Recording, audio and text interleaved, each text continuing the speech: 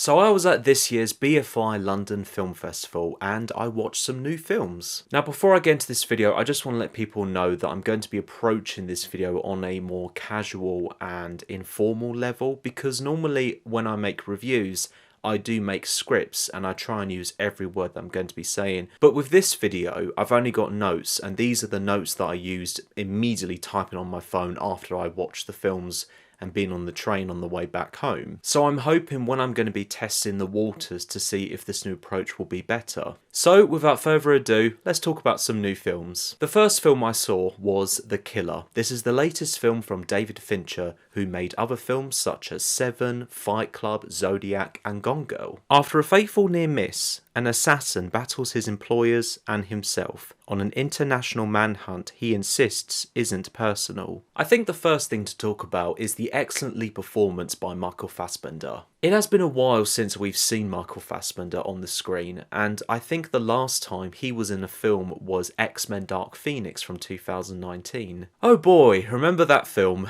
And I thought his lead performance as the killer was excellent, and he takes it so seriously as this stoic individual. According to IndieWire, apparently Michael Fassbender never blinked while he was in character as the killer, so that just shows that he does take these roles to be seriously. Tilda Swinton, who is also in the film, is marvellous as always, and it was a shame because I really wanted much more of her. To discuss more about the killer himself and regarding the dialogue, I absolutely loved it how most of the dialogue is from the mind of the killer himself. And the way it was captured, shown and felt, it reminded me of Patrick Bateman in American Psycho. And I find him to be an interesting character study because, as I mentioned, he is stoic, but he is also quiet, calm, professional, confident, and tries to be perfect at what he does. And while he is good at his job, the film is never afraid to show his flaws, and it does work on a comedy level. And it shows this naturalistic side of the working life as a killer. I absolutely loved the sound design and sound mixing in The Killer. For example, when the killer himself is listening to music, if it's either on the radio in a van or if he's plugged in. And what the film does really well is at the start is from his perspective of what he's listening to and only that. Then it will cut out of nowhere and we can only hear the outside if it's either traffic or people going by. It's a well shot film and it's edited nicely. Trent Reznor and Atticus Ross's score was excellent and it makes your anxiety go through the roof. It's a very well paced film. It's on for a good hour and 40 to 45 minutes. And it takes its time when it comes to preparation for our main character when he is about to do hits. Because it never shows where he can just walk in and just shoot someone. Like, it takes its time for him to get himself organised of what equipment he might need to use. And thinking about timing and a lot of patience as well. The story itself is average. It's something that we've seen a few times, but that's absolutely fine because the way it's captured from Fincher's directing is so well made and enjoyable, from the humour and suspense and a bit of action. Regarding my issues, I did find that there was some really odd CGI exterior shots, and I really wanted much more from the killer and his personal life, and to be specific, it's with his wife/girlfriend and their relationship. Nothing to do about how they got together, but it was really about caring about their relationship because it is part of the plot and it does involve with a lot of danger. But in the end, I very much enjoyed The Killer. It is full of wicked stuff and I think fans of Fincher will like this one. The Killer will be released on November the 10th on Netflix. And based on my Letterboxd rating, I'm going to give The Killer 4 stars out of 5. The second film I watched was Killers of the Flower Moon, and this is the latest film from legendary director Martin Scorsese. This is based on the true story about members of the Osage tribe in the United States are murdered under mysterious circumstances in the 1920s, sparking a major FBI investigation. So for those that don't know, Martin Scorsese was originally going to present Killers of the Flower Moon from the perspective of Tom White, the leading investigator from the FBI, played by Jesse Plemons in this film, who was originally going to be played by Leonardo DiCaprio. But then there was a moment when DiCaprio asked Scorsese, where is the heart in this film? And Scorsese replied by saying, it's honestly the relationship between Ernest Burkhart and Molly Burkhart. Molly Burkhart, who was a rich Osage member, was married to a guy called Ernest who was coming back from the war and who was participating in the killings with his uncle William Hale. And so from there, Scorsese, the cast and crew went for this direction of the story, and to be honest with you, I found it to be a brilliant direction, and it shows so much heart and soul with a lot of trust and betrayal. And as Scorsese said at the festival, this version of the story is going from the inside to the outside of the murders. Killers of the Flower Moon has a great cast. It was lovely to see DiCaprio and De Niro reunite in a film together. This is actually the second time they've been in a film since A Boy's Life, and this is actually the first time they have both been in a Scorsese film together. With the film also starring Lily Gladstone, Jesse Plemons, Brendan Fraser and John Lithgow, and all of the acting was phenomenal. Leonardo DiCaprio as Ernest Burkhart is definitely one of the best of his career, and he presents this unrecognisable performance. Lily Gladstone as Molly Burkhart delivers some of the most powerful and heartbreaking scenes when she finds out members of her tribe have been killed, and she absolutely smashes it, and she is also a badass in this film. Robert De Niro, who is one of my favourite actors as William Hale, delivers a very chilling performance. It's never over the top as this villain character, but there is so much subtlety from his performance. Playing as someone who has his eyes and ears everywhere and is meant to be everyone's best friend, but really as someone who is so evil and greedy. I absolutely loved the chemistry between Ernest and Molly. Ernest is very much someone who does want money and is a greedy person, but there is another part of him who really does care about his love with Molly. And there are great moments when Ernest gets to experience and understand about Molly's culture. For example, there is a scene when Ernest witnesses that it's raining outside and he goes over to shut the window and Molly says, "No, don't do that." And Ernest is all confused and doesn't understand why. And then he walks over to her and she's sitting on the chair by the table and she says, just come next to me. And I just love these little fish out of water moments for him to understand why she appreciates these moments. And the development Ernest learns about Molly's culture and language, because Ernest is not really the brightest person ever.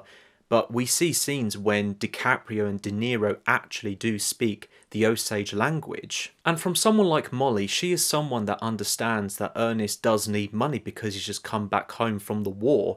He's honourable and he's trying to find somewhere to settle in. So I do feel they both have great chemistry and they are definitely the heart and soul of the film. I thought this film was very well edited. Once again, the talented Thelma Schoonmaker does a fantastic job of making the pacing to feel fast and dynamic. And considering this film is a 3-hour and 26-minute film, the pacing and editing does support this film and it never drags, and it is a fast-paced experience. So because this is a Scorsese film, you will not feel bored by this. It's a very well shot film by Rodrigo Prieto. He captures very impressive establishments, wides and close-ups of sets and characters and hundreds of extras, and it shows just how big the scale and size this film really is. It has great costumes and production designs, and it shows this accuracy of the 1920s Western America. Killers of the Flower Moon does a very decent job with tone. It knows when to be dark, heartbreaking, disturbing, bleak, violent, and at times it's a very gory film. And because it is a Scorsese film, he does like to throw in humour, and there are moments when it's light and sometimes quite edgy as well. I have to say, the audience I was seeing this with, I think we experienced a much more nervous laughter than genuine laughter. For example, there is a scene when Ernest is walking through a parade and then he sees the Ku Klux Klan and he like supports them, and it's just kind of like, oh my god. It's very cringe, but it's appropriate for a film like this. But in the end, I loved this film. I find it to be Scorsese's most essential film. I think it is a very personal film for the Osage and the history behind everything. And I'm glad to see a story like this is getting recognised more often now, because this, based on the book by David Graham, which you should definitely read, has been fought over so many times by so many production companies who want to present this film. And I just feel how Scorsese captured everything. He's done it again. And as a hardcore Scorsese fan, it was no surprise that I loved this film. Killers of the Flower Moon is out in cinemas today. And by the time this video is completed and uploaded, it will obviously be yesterday. Based on my letterbox rating, I'm going to give Killers of the Flower Moon 5 stars out of 5. The next film I saw was The Boy and the Heron. This is the latest film by Studio Ghibli and Miyazaki. I'm not going to try and pronounce his first name because I don't think I can say it right, so I'm just going to stick to his surname. Miyazaki is behind other anime films such as Spirited Away, Howl's Moving Castle, and many more examples. It is about through encounters with his friends and uncle, follows a teenage boy's psychological development. He enters a magical world with a grey talking heron after finding an abandoned tower in his new town. Just like all other Studio Ghibli films, The Boy and the Heron is also another beautiful looking film from the animation and visuals. From the humans, animals and locations,